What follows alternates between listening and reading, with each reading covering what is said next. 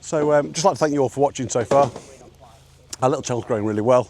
Dead kind of Michael at GCS to give us a shout out on his live earlier in the week, or last week maybe when you were watching this, it'll probably be last week. If you've not already subscribed, please subscribe. It costs nothing. Hit the little subscribe button. It helps grow our channel. If we can grow the channel, it inspires us to make more videos, and it'll also help the YouTube, a great YouTube algorithm, spread it further, which continues to motivate us. So we'll keep making videos. Please subscribe, share with your friends, give some likes, any comments. As always, we love your comments and feedback. It really gives us a boost, and yeah, enjoy the rest of this video. So we're here today, set up with the Mus-Max 215. We've got the 185 with the NC silage trailer, and we've just got a load of Brash, willow and sallow to chip up here. See, we've got quite an audience. Have you all subscribed? Look at this for an audience. So this is the hardcore Caddis followers that have all assured us that have come to watch us, have subscribed on YouTube. Hey? So that's the mess we've got to deal with today. A load of sallow from where we've put this new fence line in. So just going to get this chipped up, and I think we're going to use a chip in the gardens. Yeah, well these were just in the way, they're in the way of this fence line here. And it just say, because we're fencing it out, it makes Andy and Dave, so just get rid of them, pull them out, so then they're done, aren't they? Save them cracking off and falling, splitting onto the fence. The stools will cop this back up. They'll shoot back up a bit, but at least the volume's out of the way. So you pleased with the job we've done then for you? Yeah, it's getting bad really, you know, for a pair of amateurs. It saves a lot of mileage, doesn't it, clearing this big chipper? Yeah. When you realise what you can do with it and the throughput. It saves a lot more. Oh yeah. I was just saying about a negative effect. As soon as you put this onto a site, the lads that work, like anyone who's working there, lads working for us or subcontractors, they never want to use it. Like, you go to a small chipper now and it's oh God, it's hard work again. Because they have to sned everything off. I just see it horses for courses like this. You said you wanted it down. I'm like, it took how long? It took about half an hour of me with a little digger to cut it and drag it to this side, and then another half an hour. It takes nothing out of your day, does it? And you can get to the next sites quicker then. Yeah. See the controls down here. So these are the joysticks operating the crane. We've got the computer there running the Mus-Max. So I'll just start feeding it through. It's quite a scruffy pile, all in whole tree's length.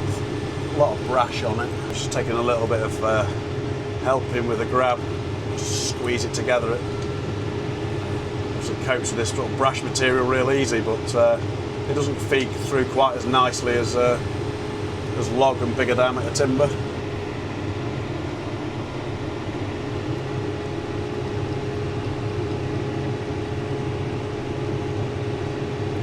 Just to increase the speed of the belt, help drag that stuff through. It's not putting the chipper under any due pressure because it's only small diameter, but maybe with a bit more belt speed it'll just drag it in a bit quicker. You find when you're feeding this sort of material through, it's not the trunks that really cause you the problems, it's the brash at the end when it bunches up. So you shouldn't be putting too many stems through at once really. It's feeding out into the silage trailer nicely. It's always important when you're chipping like this, especially into a trailer where it's not into a pile, is just keeping an eye on the end of the spout to make sure that you're not the end of the spout's not getting overtaken by chip. We're not going to be filling this trailer by a long stretch, so it's not a problem today, but you can imagine if that spout's folded into the trailer and you can't see the end of it, suddenly you can end up in a situation whereby the spout's getting blocked. Chipping brash like this is quite frustrating in a way compared to doing chip log, but what keeps you sane about it is just thinking about how much time it would take chopping it up into smaller pieces, sending it all off to fire through a small chipper. A bit of patience with the crane and you're saving a load of work, a load of time. The trick is when you're doing this sort of brash is not to be greedy and not put too much through at once. Less is more really, because where you think you're getting on throwing a lot through, it just slows you down when you get to all those tops.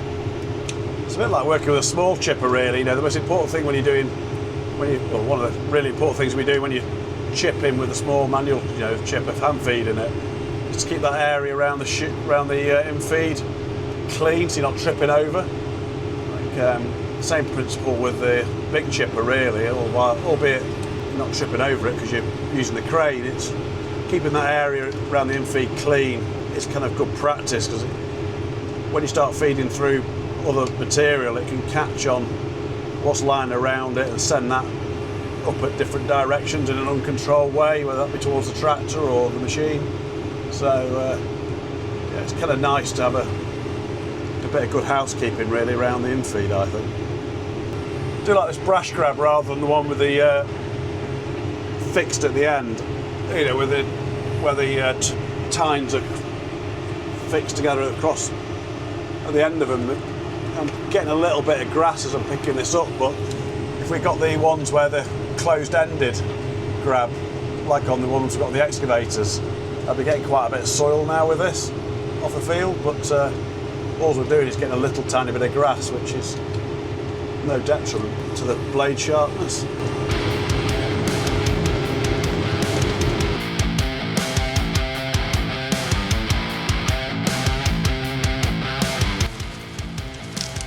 You can see that obviously I've got a PTO, the machine's all turned off. You don't want to be hand feeding a chipper like this. Suddenly trip over and get caught up in that infeed belt and you'd be in big problems. So yeah, the machine's all turned off. Just thrown a few of this small bits and bobs. I'm struggling to see it with a crane. Struggling to see out the cabin and pick up with the crane. Just launch them onto the table.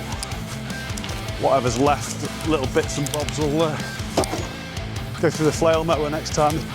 Won't cause any dramas. There's a bit of manual work to do. All the spectators seem to have disappeared.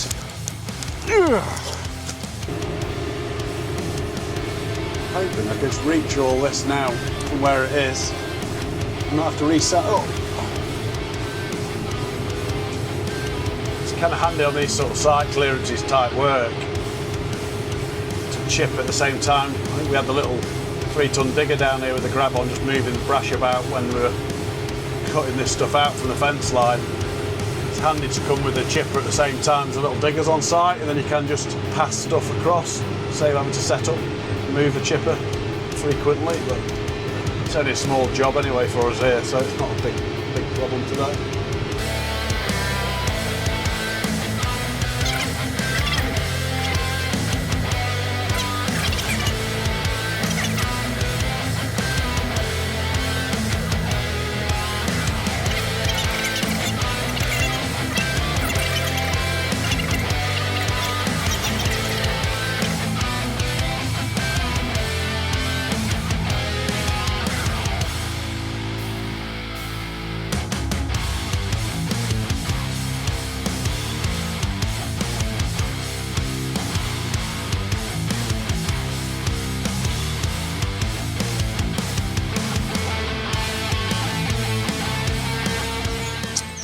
Now then, so we're back on the chicken pen that we've been doing. The gates have finally turned up because there was quite a delay on those. And whilst this chicken pen is quite a strong job, the gates we've ordered to match are proper strong. I think that is high security chickens. It all matches the fence beautifully. Oh, here comes Paul walking through the chicken run. What have you been doing? Looking for eggs? Happy with those gates? Hey? Happy with the gates? The chickens won't get through them. Oh no, the chickens won't get through them. They're good strong. Nothing wrong with over-engineering. Well, to be fair, it matches the fencing system, so that's why we ordered the same to match. But we have just had a bit of a shock. So we've got a 6-foot gate at this far end, so the tractor mower can get through into this bottom piece. This is proper overkill. So we're just going to pop this one in now. As you can see, completely given up on the little Stihl auger in this rocky conditions, so we've brought the digger with us so we can drill these holes. We've got this one marked now, so we'll just whiz this one out. The ground is proper baked, it's proper hard going. Oh, I'm rocky. Yeah, we've got all the challenges here.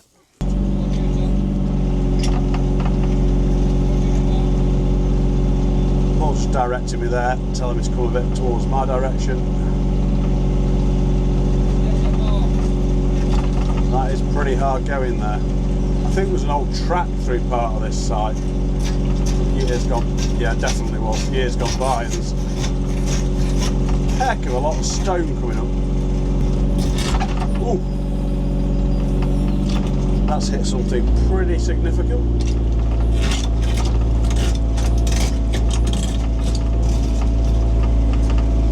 I think we've been doing pirouettes with the little handheld Stihl one when we hit whatever that is down there.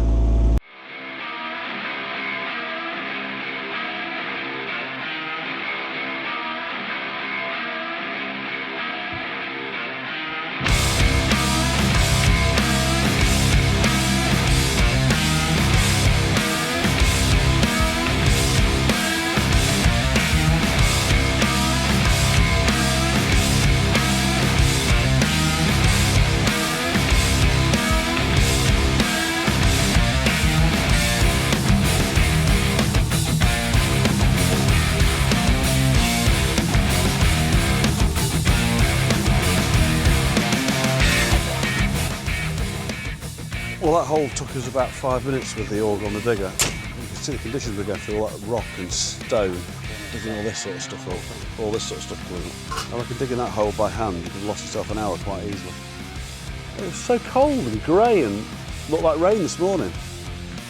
I wish I brought my shorts with me. Not like this weekend when the school holidays start. So we'll just put this, while waiting for the postage to go off, I'll just cut this short section here. We can get that butted up to the fence.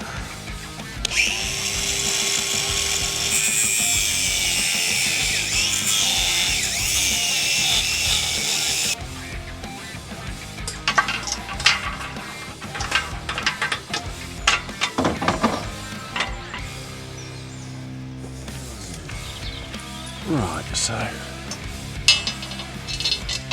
that will now hold.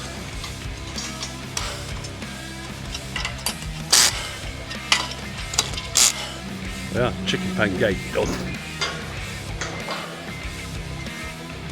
That is one strong chicken pen.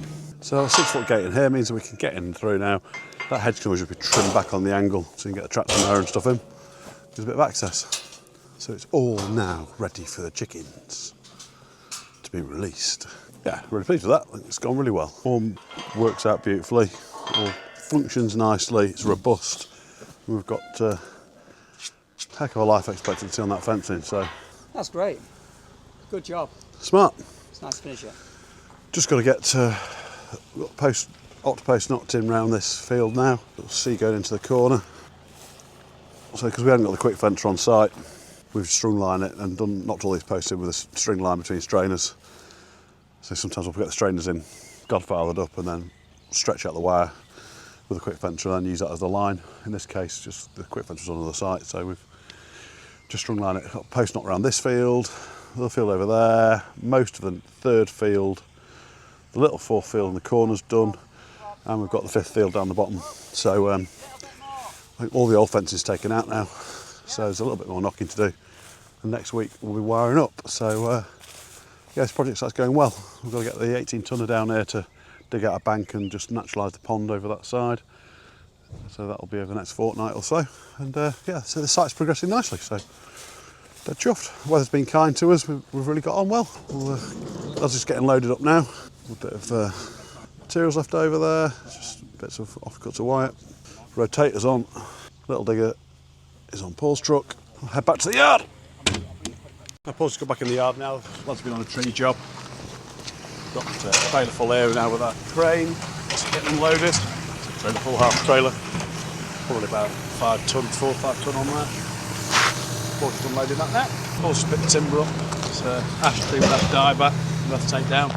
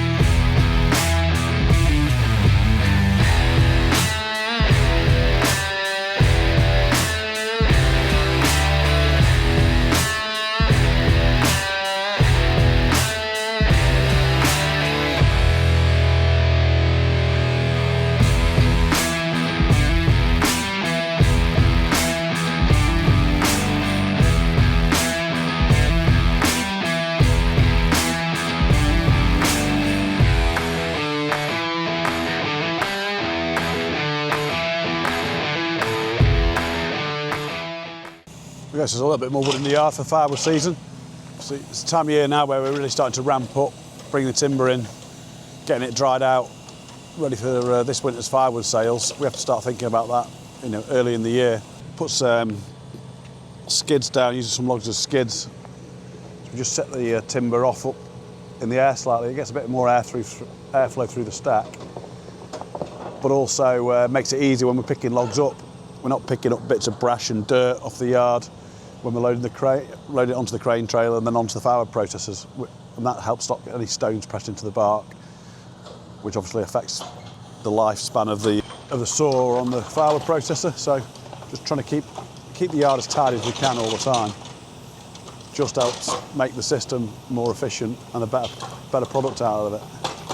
We've got quite a lot of timber down in the woods now that's ready to start bringing in, so I think we'll get wagons on that over the next couple of 3 weeks now and just start ramping up the wood into the yard. It's a bit of a nasty piece there, with a big twist in it. Well, that'll end up getting a saw through it and then maybe cone split it in half to get through the processor. Trailer has a steering drawbar on it as well. Show the steering drawbar, Paul. So you can see through operating one of the spool valves on the tractor. It has this mechanism in it here with a pivot and those rams that steers the trailer. So you can send it offline from the tractor. Amazing how good that is for its manoeuvrability. The places you can get quite a big tractor, relatively big trailer, into tight gateways and narrow spaces or round trees when we're forwarding out the woods. Just having that ability to steer at that point of the trailer, you can really kick the trailer around tight behind you. Really, really good.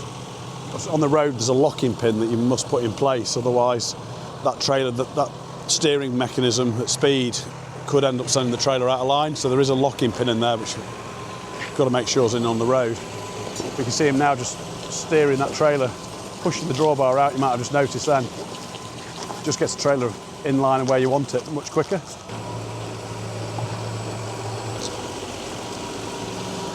I think he's going to drop that off now, and I don't know what he's putting on the tractor next, but the nice thing about having that hydraulic system as opposed to the PTO pump, it's a lot less clumsy. It's very quick to drop that trailer off, which is handy when we're busy on other things. Oh, weight block here. I did this the other night.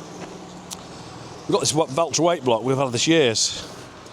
It's quite a big weight block. It's only 650 kilos. Concrete's not that dense. But it's looking a bit scabby, so I had a bit of black paint left over for some Stihl fencing I was painting on a site, and just gave a little quick coat of that. So I think it's neatened it up nicely. Quite like having a different varieties of weight block sizes, because that one's quite useful when you've maybe just need a bit of extra traction on the front in difficult conditions, maybe with a trailer behind, without carrying like a ton or a ton and a half on the front. It's kind of nice to have those different size weight blocks. You can balance the amount of ballast on the front to what you really need, as opposed to putting too much stress on the front axles.